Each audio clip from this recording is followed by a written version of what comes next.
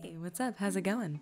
SoxVA here, and I've got a lot of questions to read and go over and answer, and hopefully you'll be satisfied. If not, oh well. I did my best. I tried. An attempt was made. Let's get started. Question number 1 comes from Destiny Kitso. Sorry if I butchered your username. And the question is, how did you get into voice acting and creating a YouTube?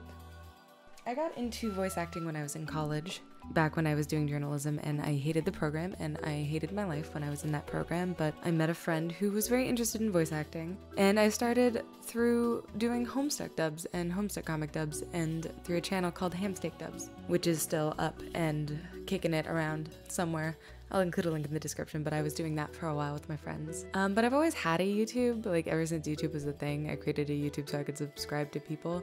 I didn't really start getting into voice acting or anything like that until I was in my late teens. So around 18, 19 was when I started to get into voice acting, and then I started to do it a little bit more seriously, a little bit more loosey-goosey over the years, but I had a good time. It's a lot of fun and I enjoy it. I am definitely more of a production person than I am a behind the microphone kind of person, so I love editing.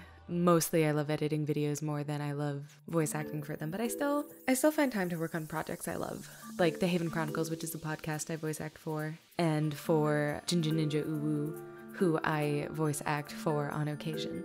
Other than that, yeah, just always had a YouTube. Didn't start taking it seriously until I want to say a couple years ago. Started doing the Olympus Dub, and I've been so lucky to have an amazing cast who has decided they wanted to stay with me. Lost a few characters along the way, gained a few characters along the way. It's been kind of rocky every now and again, but you know, such is life. Not everything goes the way you want. But yeah, that's question numero uno. Question number 2 comes from Wendigal1000. You're listed as various nymphs in the Lore Olympus cast. Will you be voicing the nymph Thetis when you guys get to that episode? And that, you know, I want it to be a surprise, but right now I'm content to do some background voices. Unfortunately, the voice actress for Mint has decided to step away from the project, so I will be picking up the role.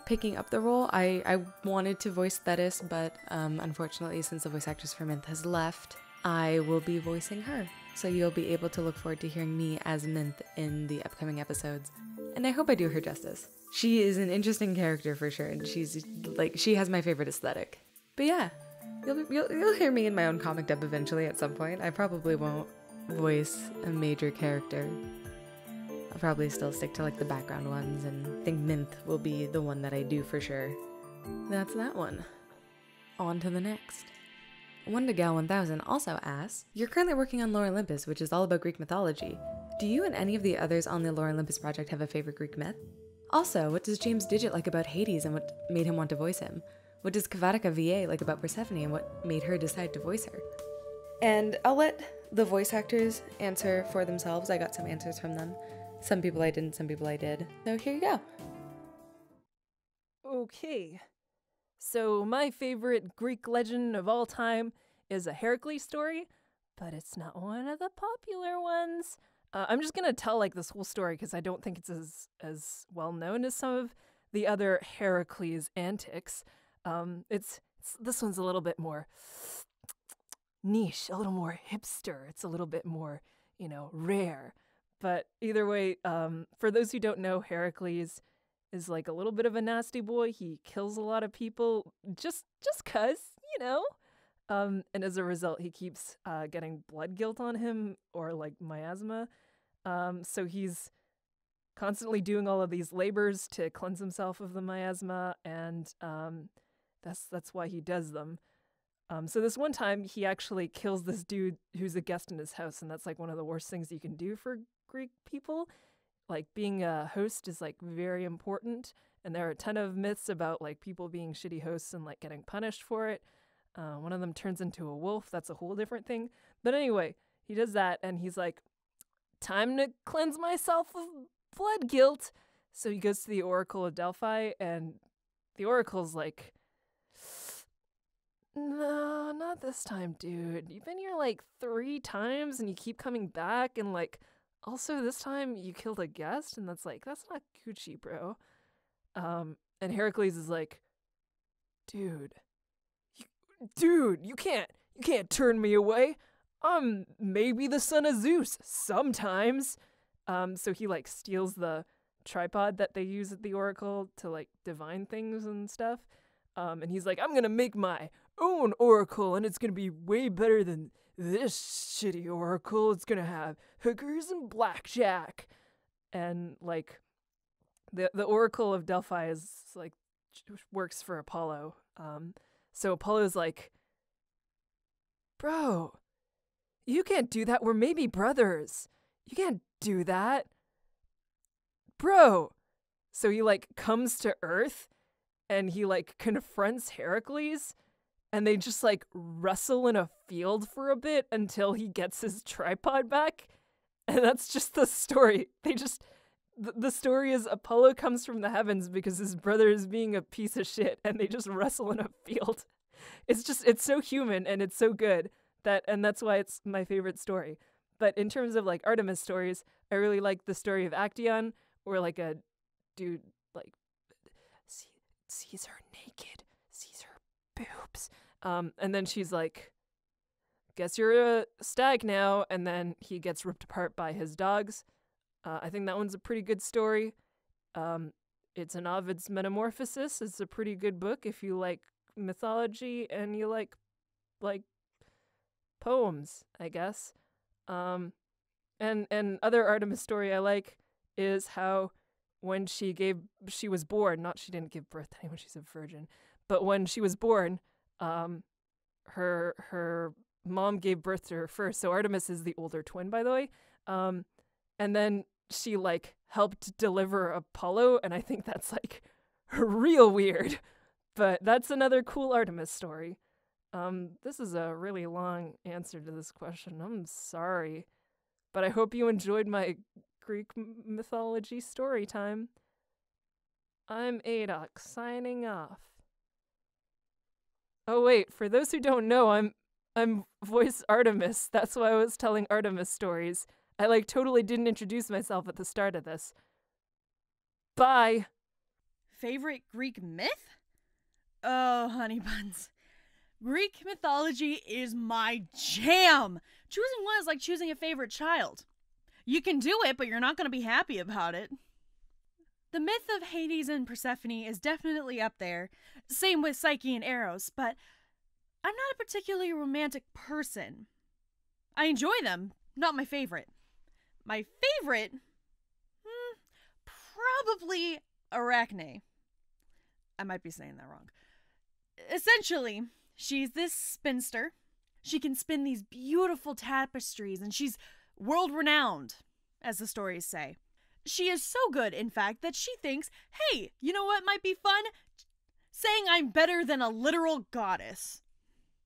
Athena, of course, hears it and challenges her.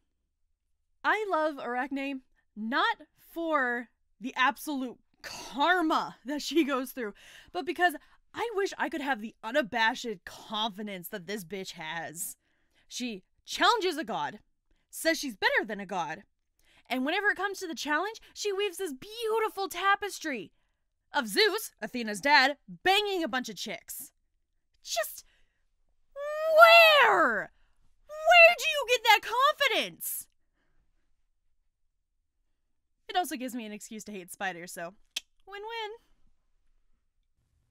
My favorite Greek myth, I'd say it's the one from the Iliad. It's Achilles, mostly because of the movie Troy. I don't know if people love or hate that movie. I love it mostly because it made everything look so cool. The fact that Achilles is like super powerful, but he still has a weakness and blah, blah, blah. And mostly because he has the balls to just go up to the front gates of Troy and call out Hector, their strongest warrior, and say, "Come 1v1 me, scrub." And he proceeds to beat him like it was nothing, and then just walk away. And that to me is the ultimate Chad move ever in anything. And then it got solidified when, I don't know if you're familiar with the Fate series, but in this one anime, Fate Apocrypha, one of the servants there, who was a writer, is actually Achilles. And they made him look even cooler and had awesome badass fight scenes. And I don't know. It's mostly because it looks really cool, and I'm very easy to please. If something looks and sounds cool, I pretty much enjoy it a lot. What I like about Hades and why I wanted to voice him. To be honest, I auditioned for all three of the main gods at the time because they were the ones available. Zeus, Poseidon, and Hades, and I happened to land the role of Hades. Before the series started, I didn't know a lot about Lore Olympus other than it's about the Greek gods. So in the beginning, it was kind of a blank slate because I was just reading the chapter that we were dubbing at the time and then looking at the script and looking at the directions given to me. So I was just trying to fill in the blanks most of the time. So I kind of had no connection to the character. But as I started reading more into the comic, I started to see a lot more stuff about how his personality and everything, and I started seeing more similarities between him and me.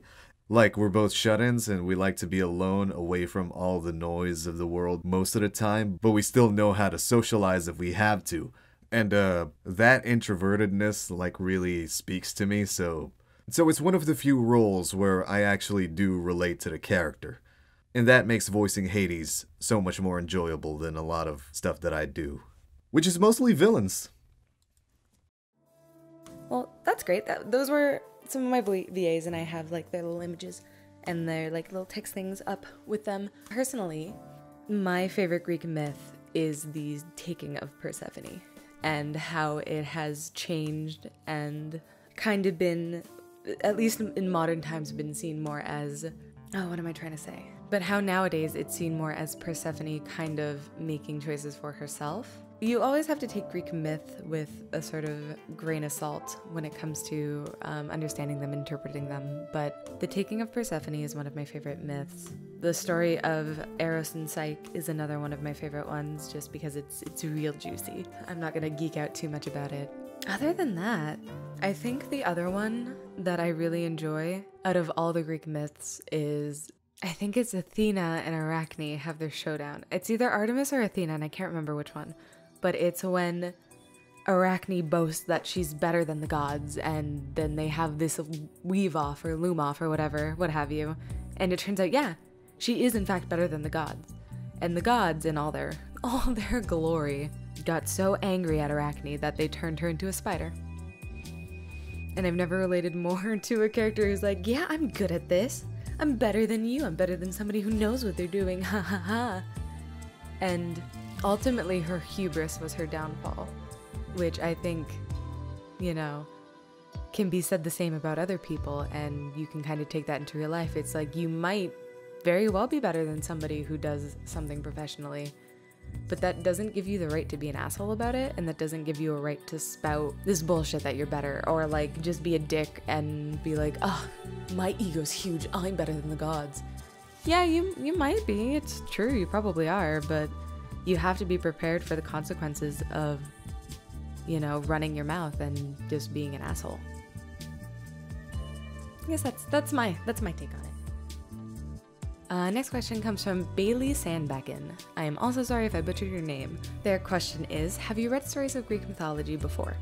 And yes, I have read stories about Greek mythology before. I have a hardcover book of the Greek myths that I've read through. I have a dictionary full of mythological terms. I also have a few fictional stories. I think, I can't remember what the name of the book is, but it was a story about how the gods needed people to work for them or help them with their work, and so there was like this god temp agency, and this girl wound up working for the Three Fates, and eventually it's like this whole story of her going into working there and discovering they're the Fates and kind of using it to help her friends, and then also finding out that Eros has seduced her sister and then saving her sister from the god of love. And it's really good. It's a really sweet book. It's a really interesting book. And if I figure out what the title is, I'll include it in the description or in the background. And you should give it a read because it was one of my favorite books when I was growing up. Yeah. Next question comes from Alter. 1, how old are you? 2, not a question, but you should also do Urban Animal. It's amazing.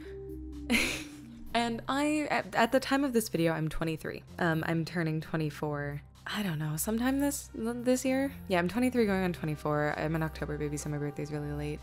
Cool question, bro. I don't know really how to answer that. And I would do Urban Animal if I had permission to do Urban Animal.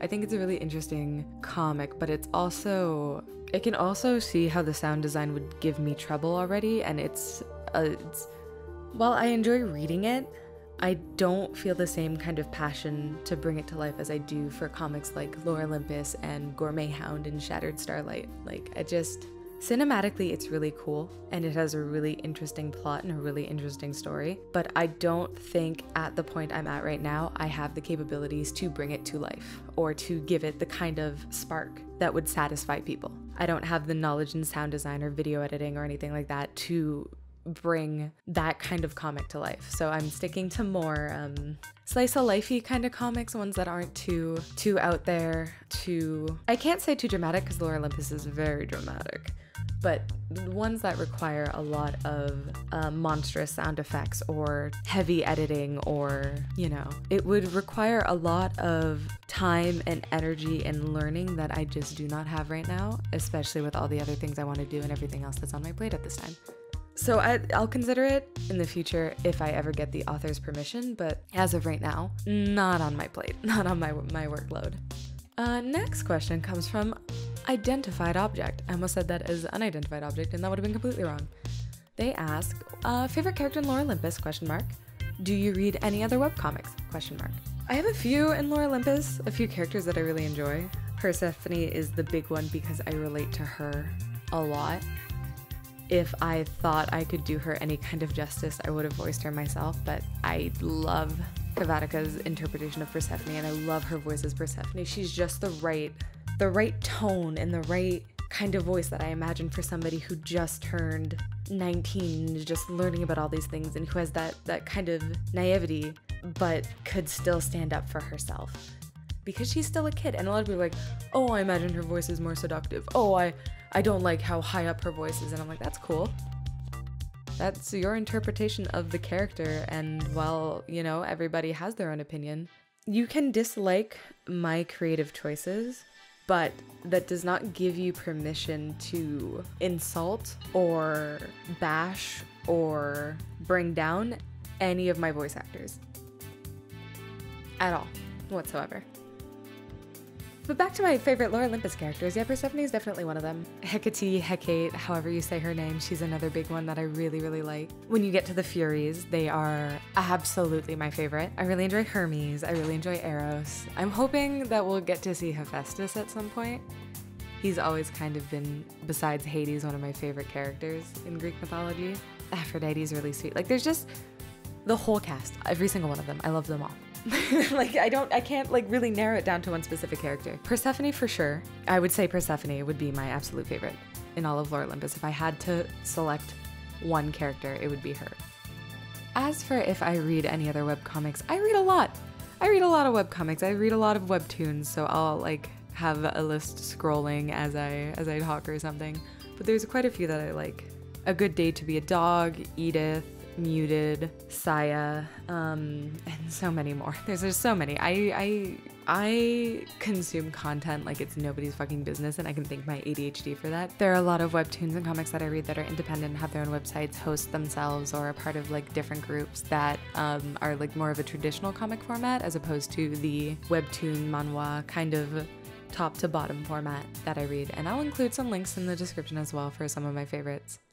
The big ones are The Weave, How to Be a Werewolf, Questionable Content, and Between Failures. Those are the ones that I keep up on the most. And Gunner Craig Court. I really, really enjoy Gunner Craig Court. And I'm probably saying that really wrong, but it's a very interesting comic that starts off with no words and then it slowly builds into an actual story that I've fallen in love with. It's great. The next question comes from Christian Dixon. Favorite ice cream flavor? Weak sauce question, I know. Chocolate. Chocolate's my favorite. Coffee flavored ice cream would be my next favorite because I really like coffee, and coffee ice cream, it's really yummy. I love it. I love it a lot. Hope that is a satisfying answer. Christian Dixon. Yeah, those are all the questions I have from this version of the Q&A and this iteration of the Q&A. I might do another one down the line when I get to a bit of a point where editing has taken like a little bit of a slowdown, or my voice actors need some time, or like, cause life comes up, you know? Life happens and you can't always like predict what's gonna happen in life. And sometimes you need a break. But thank you guys for listening to this video. This has been the Lord Olympus Dub Q&A. And yeah, I will see you guys around. Talk to you next time. Bye-bye.